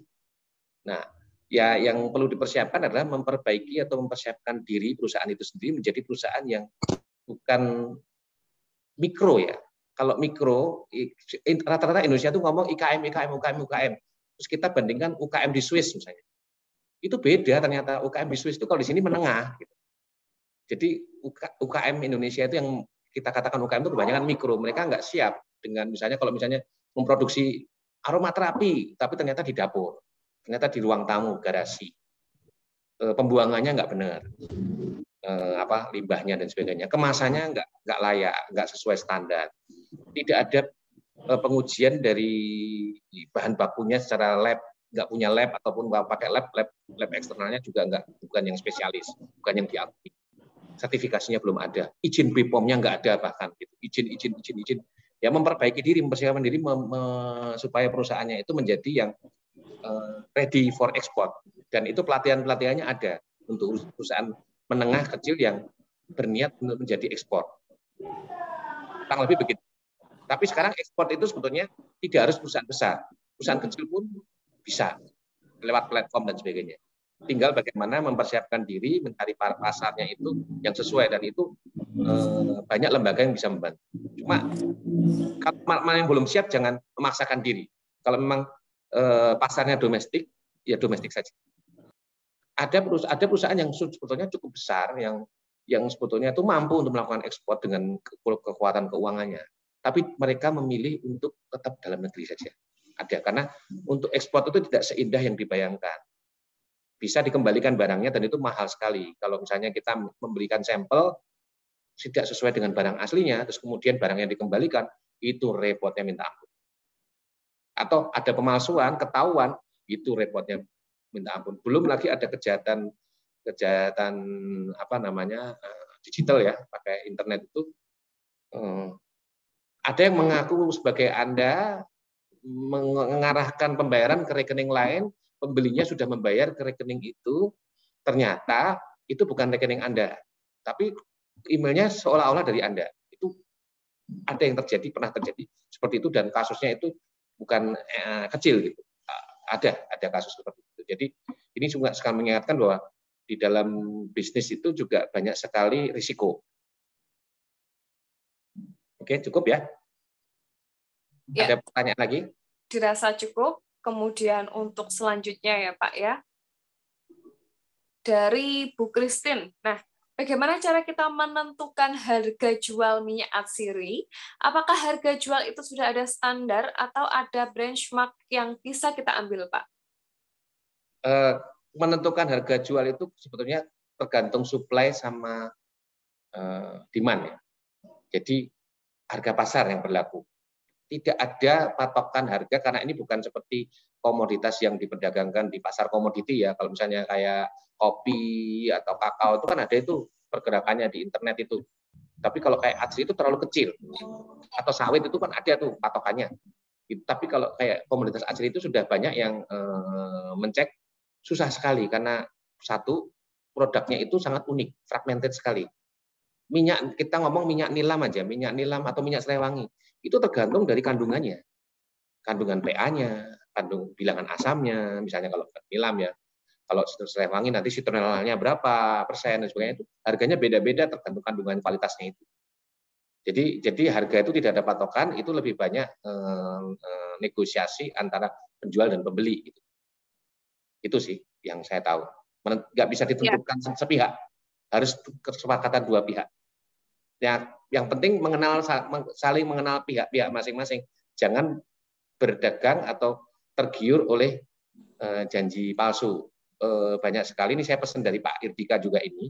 Sekarang banyak orang yang PHP memberikan kesan bahwa wah ini minyak asli prospeknya bagus banget, demandnya meningkat, tidak terbatas. Ada yang ngomong begitu juga, terus nanam puluhan ribu hektar. Wah didukung oleh ini ternyata habis itu nggak jadi gitu, atau bibitnya salah, atau ternyata tuh modusnya hanya untuk mau jualan bibit saja, atau jualan alat, atau jualan apa. Jadi ada PHP gitu, Anda dia tawarkan untuk menanam dan memproduksi. Hati-hati dengan itu. Iya. Baik. Komunikasi yang penting. Ya, silakan. Jadi komunikasi memang sangat penting ya Pak ya. Seperti itu. Di sini ada dari Pak Hafiz Hairudin ya, dari Palembang. Yang pertama, apakah ada parameter tertentu Pak untuk memilih salah satu komoditi atsiri untuk dibudidayakan secara komersial? Yang kedua, bagaimana cara menjadi partner Indesco sebagai off-taker petani KCL, petani kecil ya, seperti beliau, seperti itu. Tadi yang pertama apa? Parameter apa? Yang pertama? Ya, untuk yang pertama adalah parameter tertentu untuk memilih salah satu komoditi atsiri untuk dibudidayakan secara komersial. Ya, yang pertama kesesuaian lahan dulu deh, lokasi di mana gitu. Sama satu lagi kesesuaian sumber daya manusia. Misalnya ini di Kalimantan yang orangnya nggak banyak, penduduknya nggak padat gitu, bekas tambang, tanahnya bagaimana, itu kan perlu ada pemilihan komoditas. Nah, itu perlu konsultasi. Menurut saya sih beberapa jenis tanaman seperti kayu putih sama serewang itu cukup bandel untuk daerah-daerah seperti itu, bisa dibudidayakan. Tapi jangan nyoba-nyoba nanam misalnya nilam di situ. Nanti pasti gagal. Contoh. Terus kemudian sumber daya manusia. Kalau daerah itu nggak banyak manusia, perlu dipikirkan daerah yang misalnya datar, bisa mekanisasi.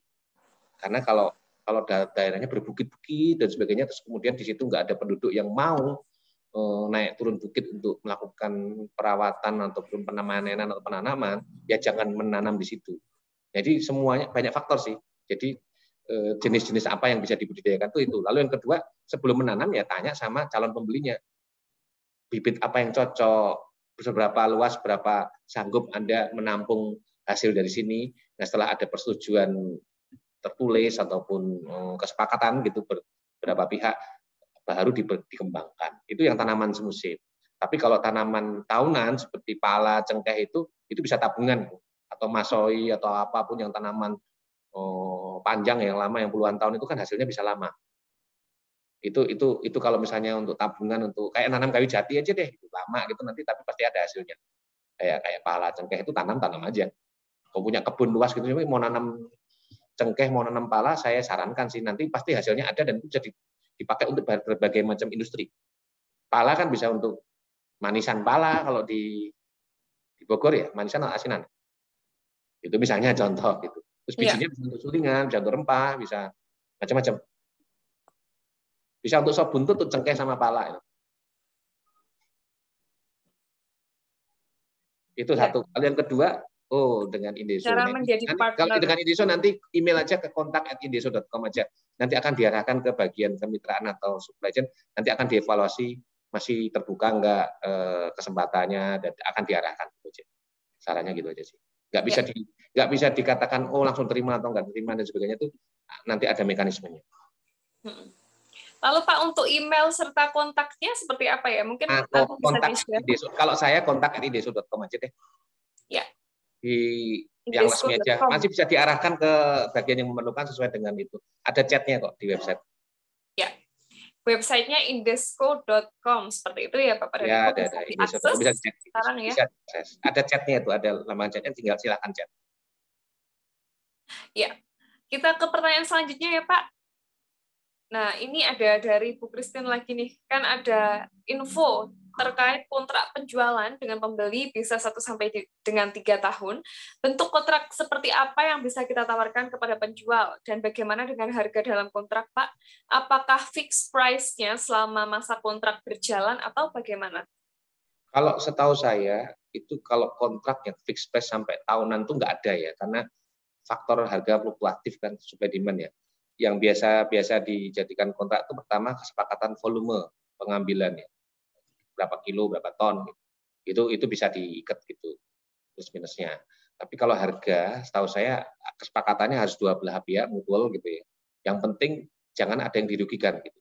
Jadi misalnya nggak fix sih biasanya, tapi misalnya ada floor price, ceiling price, atau floor price plus apa premium atau harga pasar gitu, menyesuaikan dengan competition, tapi ada apa namanya first right of refusal, maksud itu kalau kamu mau menawarkan lebih mahal tapi saya nggak sanggup beli, silakan jual ke yang mau beli lebih mahal misalnya begitu. Tapi harus tawarkan ke saya dulu, perjanjiannya begitu misalnya. Jadi kita ada kontrak perjanjian nih. Sebelum Anda menawarkan ke orang lain yang harganya lebih tinggi, kamu harus tawarkan ke saya, sanggup nggak beli. Contoh nih sebagai pembeli gitu. Sebagai penjual juga harus menerima syarat-syarat seperti itu. Jadi itu tergantung kontraknya. Tapi saya sarankan kalau misalnya memang mau berbisnis dengan benar, semuanya kalau bisa tertulis. Jangan hanya lisan. Bisa lupa orang. Itu sih. Baik, kita ke pertanyaan selanjutnya. Sudah cukup jelas ya, Bu Christine. Di sini dari Dinas TPH Kerinci ya. Di manakah bisa didapatkan bibit serai wangi dan akar wangi, Pak? Seperti itu. Kerinci ya. Kerinci itu kan terkenal kayu manisnya kalau nggak salah. Di Kerinci. Serai wangi itu kalau nggak salah pergi aja ke daerah Sumatera Barat, itu dekat itu dengan Kerinci kan. Itu sudah banyak yang membudidayakan serai wangi dan banyak pemain-pemainnya. Jadi tanya sama pemain-pemain yang jalan, yang sudah punya pasar. Itu kalau tidak, itu yang aktif itu sama sebenarnya di Solo itu ada Pak Januardi. Itu kalau dari Kerinci mungkin lebih dekat ke situ. Jangan terlalu jauh. Kalau misalnya cari dari Jawa Barat atau dari Aceh, itu terlalu jauh. Nanti transportasinya mahal kan. Cari yang dekat, dan setahu saya yang serai wangi, kalau yang Kerinci ya cari aja ke Sumatera Barat, di sekitar Solo gitu. Setahu saya ya, tapi mungkin ceknya ke Dewan Aksi deh. Ke sekretariat itu mungkin bisa diarahkan. Ya. Terus satu lagi apa tadi, serai wangi sama satu lagi apa? Pertanyaannya tadi. Serai wangi dan akar wangi. Oh, akar wangi. Nah, kalau akar wangi itu harus cek dulu Kerinci itu tanahnya seperti Garut enggak, atau seperti di Sulawesi Utara itu ada gunung apa, atau pokoknya harus tanah yang gembur, berpasir, yang akarnya mudah dicabut. Nah, kalau mau akar wangi sebetulnya ya kalau dulu ada Balitro ya, sekarang sudah nggak ada Balitro lagi, Brin. Tapi dengan pemain akar wangi yang ada di Garut, kalau bisa berkomunikasi, ada sih pasti. Ya. Cuma itu memang perlu khusus hati-hati itu akar wangi. Belum tentu bisa cocok, dan yang selama ini kenapa Garut yang bisa bertahan karena memang sudah turun-temurun sampai 5 generasi. Ya. Baik. Kita ke next question ya Pak ya. Ini dari Pak Mustaqim, ini pernyataan ya, jadi bukan pertanyaan. Jadi untuk jual curah ke luar negeri tanpa proses itu perlu tenaga ekstra keras dan ada resiko. Lain cerita jika sudah ada dari buyer dengan proses seperti apa adanya. Untuk buyer lokal, tolong pisahkan harga adsiri spesifik lokasi. Menurut Bapak, bagaimana tanggapan atas pernyataan dari Pak Mustaqim? Maksudnya curah itu bagaimana ya? Ya, mungkin Pak Mustaqim bisa berkomentar di sini, bisa meng-on-kan audionya. Halo, selamat siang Pak Mustaqim.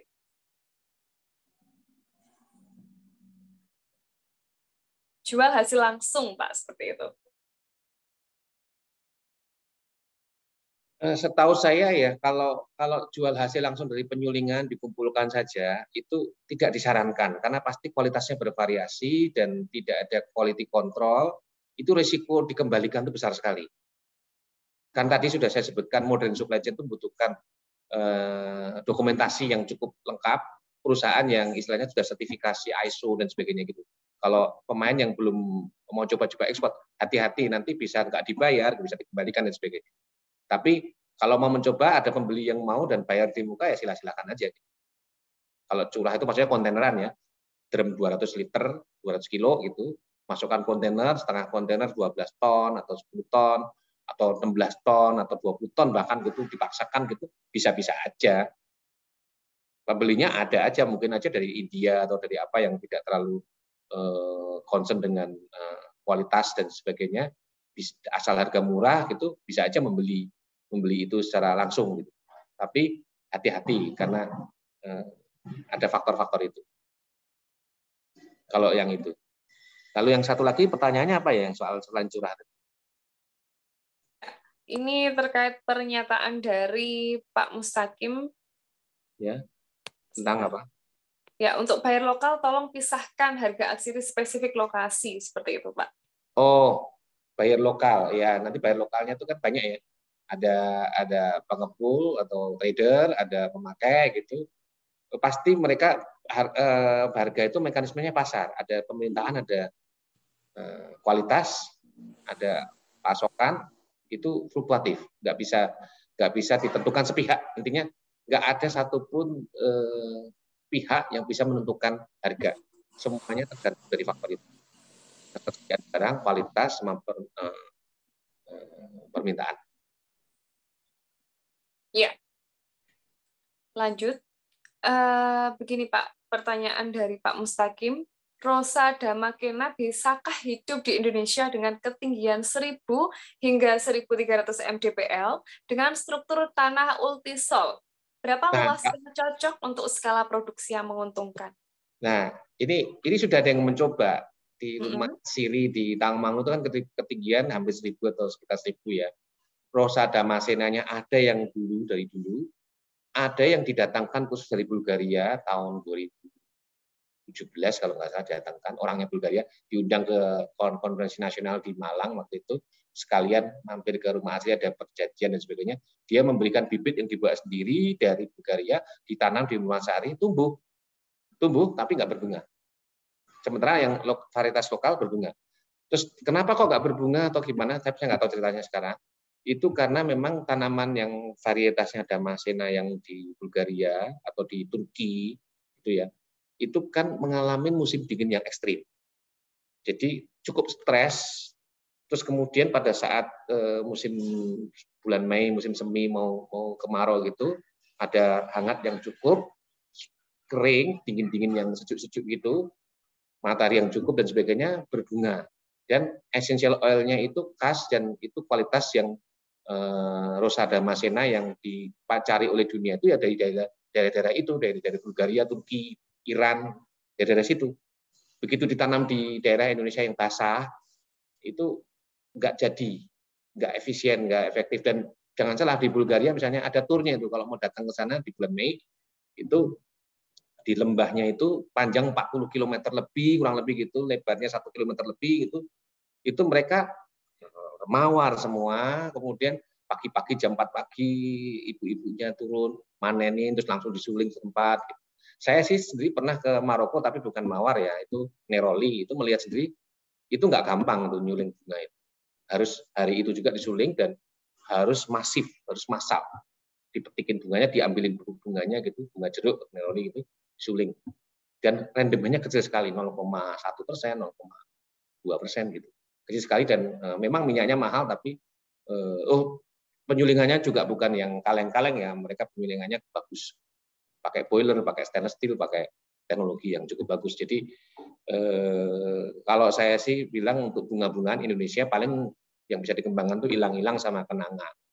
Kalau yang lain-lain itu bahkan melati pun yang banyak di Indonesia itu nggak cocok untuk dikembangkan untuk minyak aslinya, kecuali hanya untuk skala kecil untuk aromaterapi, bikin absolutnya bisa. Tapi secara besar-besaran tuh ya pemainnya ya di India, di Mesir, gitu. Tunisia gitu-gitu yang memang alamnya cocok sama budayanya cocok. Sumber daya manusianya juga melimpah untuk melakukan pemetikan bunga. Itu jawaban saya. Jadi Rosa Damascena sudah ada yang nyoba tapi nggak terlalu berhasil. Ada pertanyaan lagi? Iya, ada lagi Pak. Di sini dari Sebentar ya. Nah ini, Pak Dharma Yoga, nah sudah pernah menjual ke luar negeri, Pak. Bagaimana mencari pembeli dan kuantitinya berapa? Seperti itu. Maksudnya pertanyaan ke saya nih. Oh, ini dari, sebentar, Pak Dharma Yoga ya? Ya, menjual luar negeri gitu, caranya gimana ya? Ya. Gitu. Dan juga ada lagi pertanyaan dari Pak Halmariton Simajunta terkait alat penyulingan skala rumah tangga, apakah bisa disediakan atau kerjasama seperti itu. Jadi ada Skala dua rumah tangga pertanyaan. nih, kalau skala rumah tangga mungkin Mas Ano tuh spesialisasinya itu. Oh, iya. Nah, Mas Ano yang di Dewan Asli Indonesia di Jogja itu sering buat alat itu. Ada banyak bengkel-bengkel alat yang buat seperti itu banyak. Cuma kalau skala rumah tangga itu tidak untuk suplai ke perusahaan besar maupun untuk di ekspor ya. Itu lebih melayani industri kecil di aromaterapi atau apa yang memang butuhnya nggak banyak. Butuhnya cuma di bawah sekilo, ratusan gram, puluhan gram gitu, karena mereka botolin kecil-kecil lagi kan. Itu bisa. Tapi dan mungkin masih bisa masuk gitu. Ada alat-alat kecil itu ada. Bahkan sebetulnya alat yang dijual di internet dalam ukuran pakai tembaga kecil aja bisa dipakai untuk main-main itu. Jadi sulingan itu bisa levelnya lab scale, bisa pilot scale, bisa industrial scale. Nah, tinggal kita mau masuk di mana. Kalau yang kecil-kecil ya berarti pasarnya kecil-kecil juga. Nggak bisa pasar yang besar. Kurang lebih begitu jawaban saya. Ya. Silahkan Bapak dan Ibu, barangkali masih ada pertanyaan, bisa menuliskan di kolom chat atau langsung saja bisa meng-on-kan audio ya, atau raise hand seperti itu, mumpung kita pada siang hari ini berjumpa meskipun secara virtual ya dengan Pak Arianto Mulyadi seperti itu. Dan kami juga menghimbau Bapak dan Ibu untuk mengisi link absensi yang sudah kami share di kolom chat, serta bisa langsung klik link WhatsApp grupnya untuk bergabung. Nanti di sana akan ada share materi dan juga diskusi lebih lanjut seperti itu. Ini kami akan share ulang. Untuk PPT nanti bisa via WhatsApp grup ya, ya Bapak? Bisa untuk PDF. Ya. Baik, Bapak, karena sudah tidak ada yang bertanya, mungkin ini sudah cukup. Sebelum ditutup, silakan untuk memberikan closing statement atas materi pada siang hari ini. Oke, terima kasih. Ini webinar yang cukup panjang nih kalau bagi saya nih, 2 jam ya hampir ya. Biasanya nggak sepanjang ini. Tapi ya nggak apa-apa, santai ya, kita sersan ya, serius tapi santai ya. Ya pesan terakhirnya itu saya cuma menyampaikan pesannya Pak Ildika, Ketua Umum kami. Jadi sekarang ini kan zamannya keterbukaan ya, banyak sekali informasi simpang siur, itu kita harus berhati-hati. Banyak sekali hoax, banyak sekali penipuan, banyak sekali jadi ini Dewan Asli Indonesia ini juga sudah ada komite etik, itu kita lagi membuat kode etik gitu. Jadi banyak kasus-kasus terjadi itu, misalnya ada orang yang memakai foto-foto berdampingan dengan Pak Ildika terus dipakai untuk berbisnis gitu. Itu kan sesuatu yang nggak etis gitu. Padahal sebetulnya ternyata dia menggelapkan uang, melarikan uang dan sebagainya. Jadi berbisnis itu harus kita berpikirnya jangka panjang. Jadi pesan terakhirnya tentang atsiri ini, karena ini kita ngomong minyak itu kan dalam bentuknya cair. Itu kalau nggak dicium hasil lab itu kita nggak tahu apa di dalamnya. Kualitas minyak itu apakah itu ada campurannya, ada pemalsunya, atau ada kualitasnya bagaimana, itu nggak tahu. Jadi benar-benar harus ada trust atau kepercayaan yang cukup tinggi. Untuk masuk bisnis ini nggak gampang, butuh waktu untuk bisa menjadi pemain yang dipercaya. Tapi kalau memasuk bisnis ini dalam jangka panjang, itu buktinya banyak perusahaan yang sudah puluhan tahun berkecimpung di sini survive, dan minyak atsiri itu bisnisnya melalui krisis tahun 98 yang saya tahu, tahun 2008, dan ini COVID itu lewat aja. Maksudnya itu masih eksis dan bertumbuh. Jadi prospeknya sih masih ada, walaupun ada naik turun, ada pemain yang masuk dan keluar, tapi intinya bisnis ini selalu ada dan memang material minyak atsiri itu dipakai luas. Itu saja sih pesan terakhir saya. Cukup ya? Ya, cukup. Baik, terima kasih sekali lagi Pak. Alhamdulillahirabbil alamin, selesai sudah acara kita yang sangat luar biasa, webinar dengan judul Prospek Atsiri 2023. Kami ucapkan terima kasih kepada narasumber kami, yaitu Pak Arianto Mulyadi yang sangat luar biasa, dan terima kasih juga seluruh Bapak dan Ibu peserta yang sudah hadir.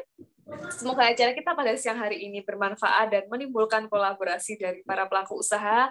Semoga Atsiri di tahun 2023 dan seterusnya ini semakin maju. Sampai jumpa di lain kesempatan, dan sebelum ditutup kami mohon maaf apabila ada salah kata maupun perbuatan. Kami tim Gamal Institut izin pamit. Wassalamualaikum warahmatullahi wabarakatuh. Terima kasih Pak Arianto, terima kasih. Terima kasih Pak Arianto. Waalaikumsalam. Salam buat semua. Terima kasih Pak. Salam buat moderator.